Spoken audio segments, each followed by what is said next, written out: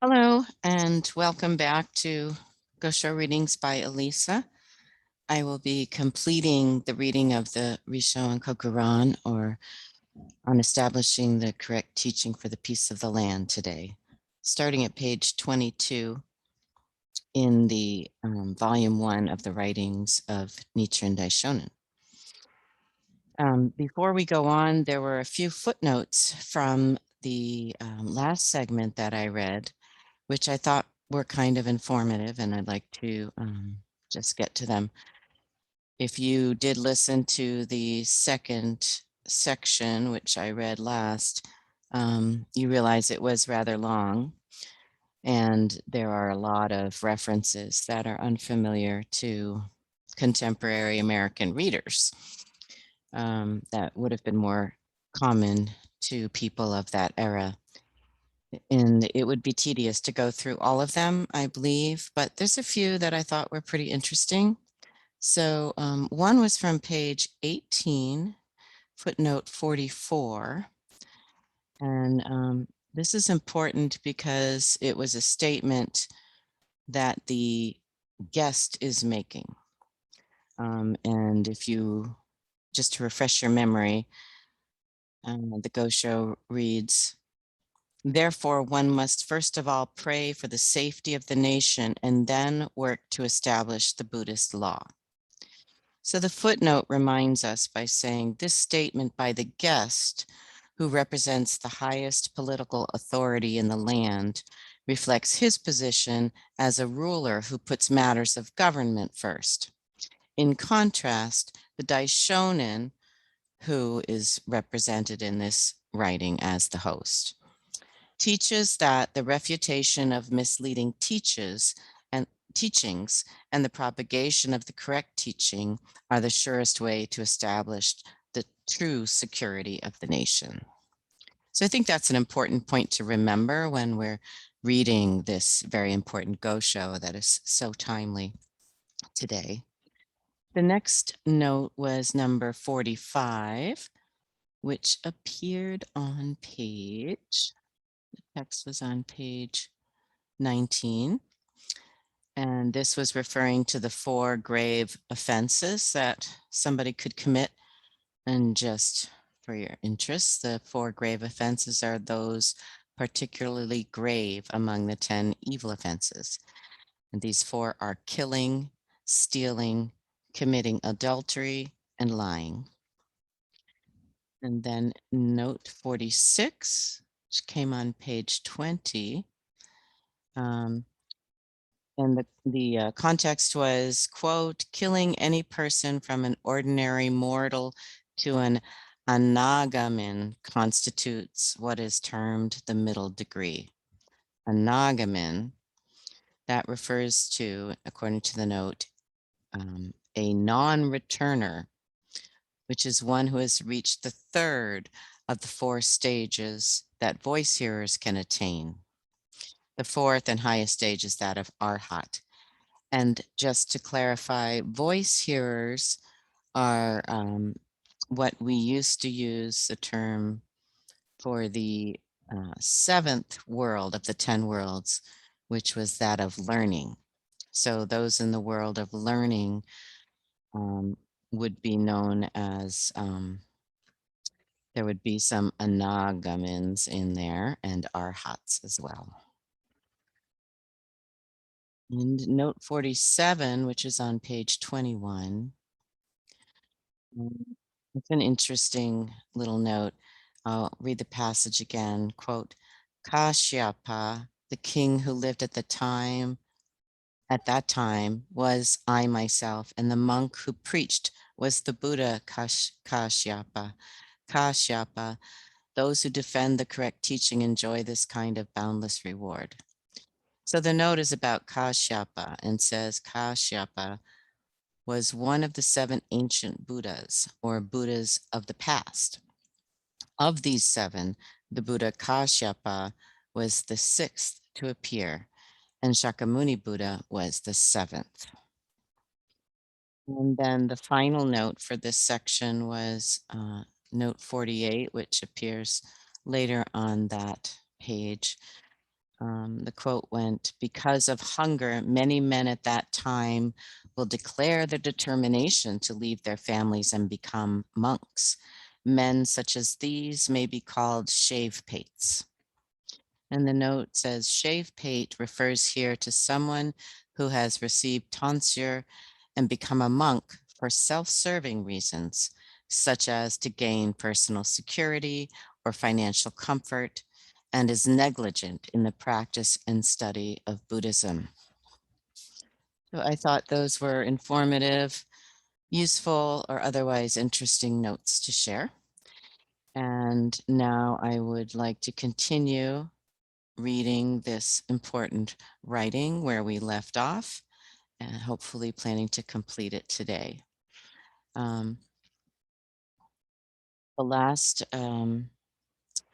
paragraph that we went through that I read to you was, "Alas, how pitiful that people should turn their backs on the true words of prohibition spoken by the thus come one, Shakyamuni. How tragic that they should heed the gross and deluded words of this ignorant priest. If we hope to bring order and tranquility to the world without further delay, we must put an end to these slanderers of the law that filled the country." And that was the end of the section by the host. And the Gosho continues. The guest said, "If we are to put an end to these people who slander the law and do away with those who violate the prohibitions of the Buddha, then are we to condemn them to death as described in the sutra passages you have just cited? If we do, sorry, if we do that, then we ourselves will be guilty of inflicting injury and death upon others, and will suffer the consequences, will we not? In the Great Collection Sutra, the Buddha says, quote, "If a person shaves his head and puts on clerical robes, then whether that person observes the precepts or violates them, both heavenly and human beings should give him alms. In doing so, they are giving alms and support to me, for that person is my son. But if men beat that person, they are beating my son. And if they curse and insult him, they are reviling me," unquote. If we stop to consider, we must realize that regardless of whether one is good or bad, right or wrong, if he is a priest, then he deserves to have alms and nourishment extended to him. For how could one beat and insult the son and still not cause grief and sorrow to the father? The Brahmins of the bamboo staff school who killed the venerable Madhgalyayana have for a long time been sunk in the depths of hell of incessant suffering. Because Devadatta murdered the nun Utpalavarna, he has for a long time gasped in the flames of the Avicii hell. Examples from earlier ages make the matter perfectly clear, and later ages fear this offense most of all. You speak of punishing those who slander the law, but to do so would violate the Buddha's prohibitions. I can hardly believe that such a course would be right. How can you justify that? The host said, "You have clearly seen the sutra passages that I have cited, and yet you can ask a question like that. Are they beyond the power of your mind to comprehend? Or do you fail to understand the reasoning behind them? I certainly have no intention of censoring the sons of the Buddha. My only hatred is for the act of slandering the law. According to the Buddhist teachings, prior to Shakyamuni, slanderous monks would have incurred the death penalty.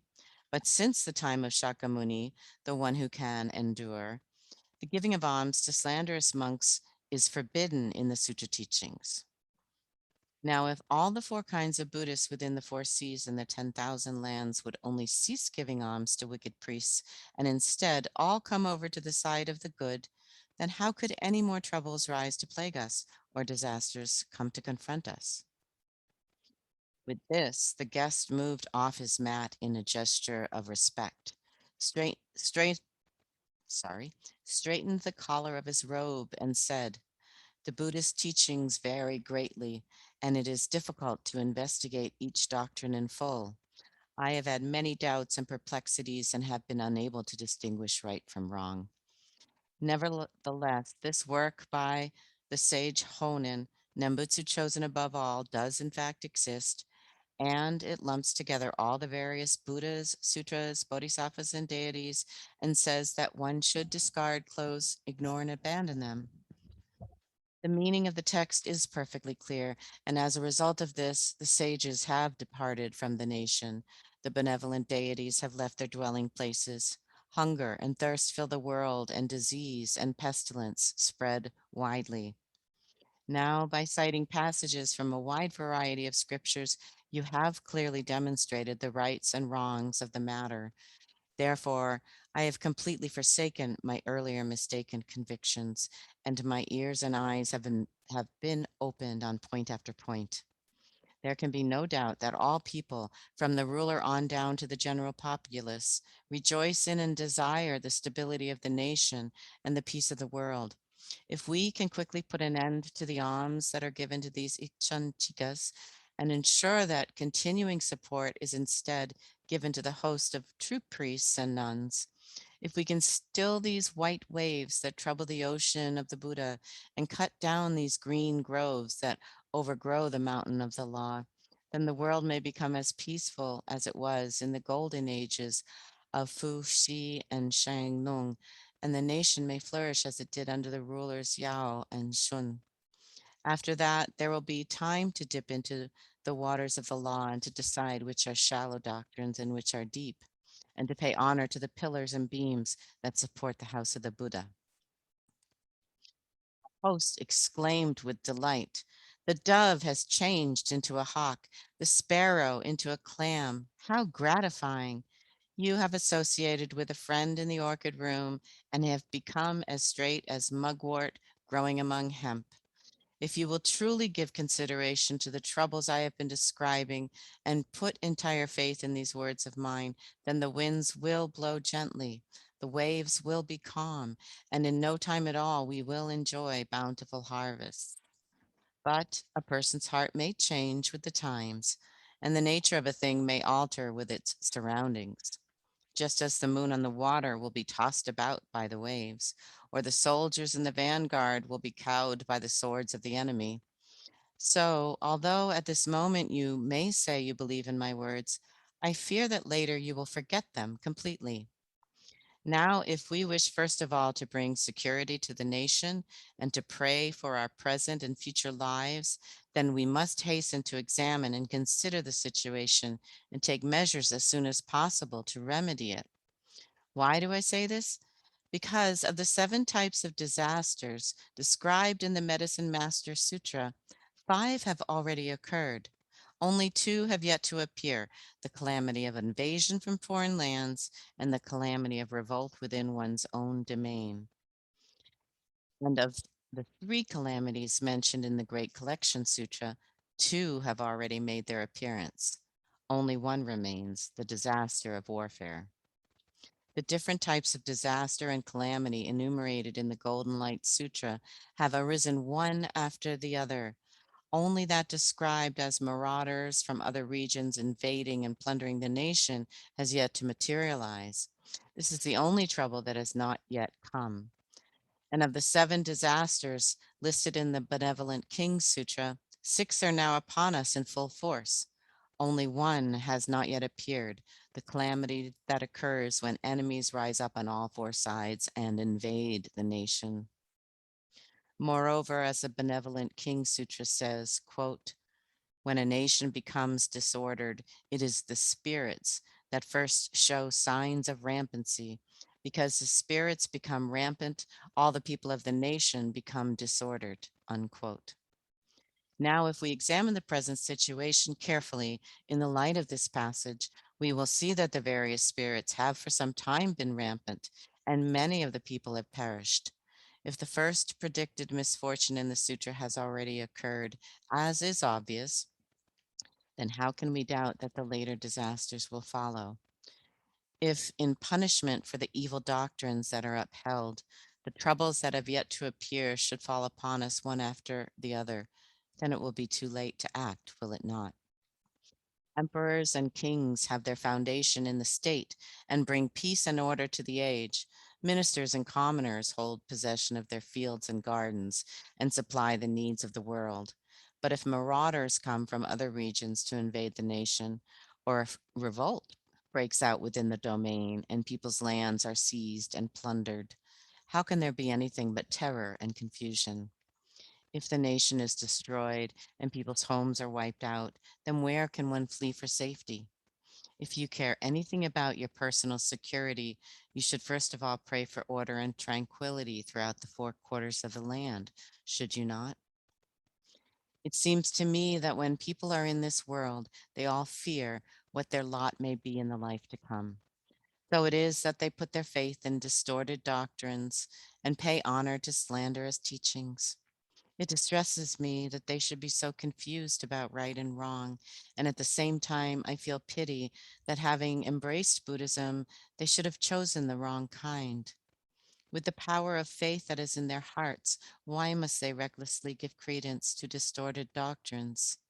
If they do not shake off these delusions that they cling to, but continue to harbor erroneous views, then they will quickly leave this world of the living and surely fall into the hell of incessant suffering.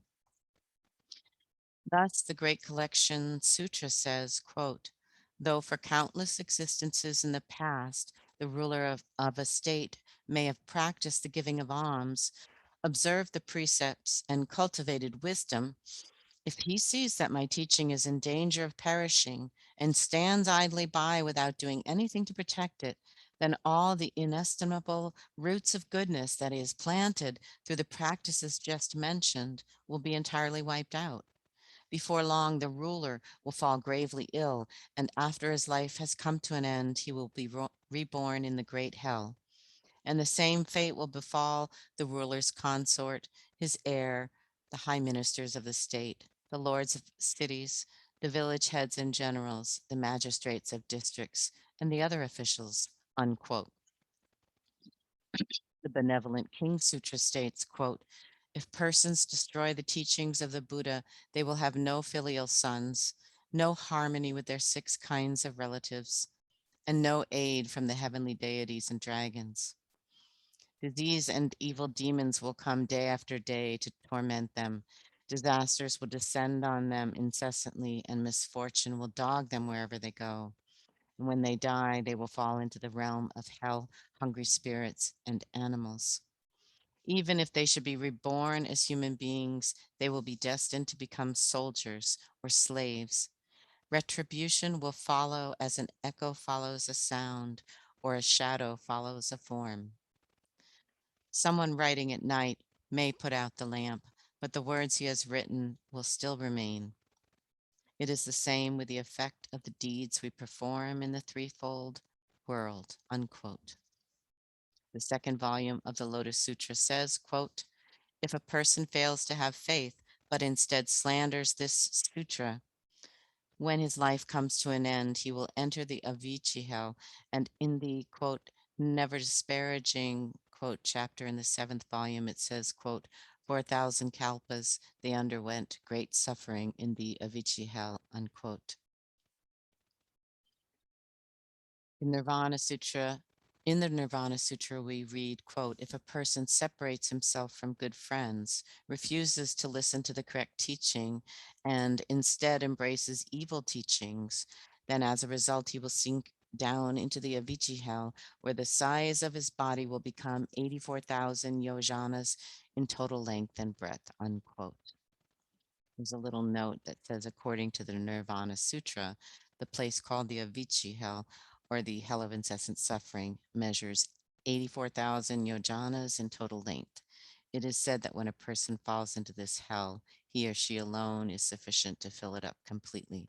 The great size and body symbolizes the magnitude of the pain one suffers in this hell. Back to the body of the Gosho, continuing the host's speech. When we examine this wide variety of sutras, we find that they all stress how grave a matter it is to slander the correct teaching, how pitiful that people should all go out of the gate of the correct teaching and enter so deep into the prison of these distorted doctrines. How stupid that they should fall one after another into the snares of these evil doctrines and remain for so long entangled in this net of slanderous teachings. They lose their way in these mists and miasms and sink down amid the raging flames of hell. How could one not grieve?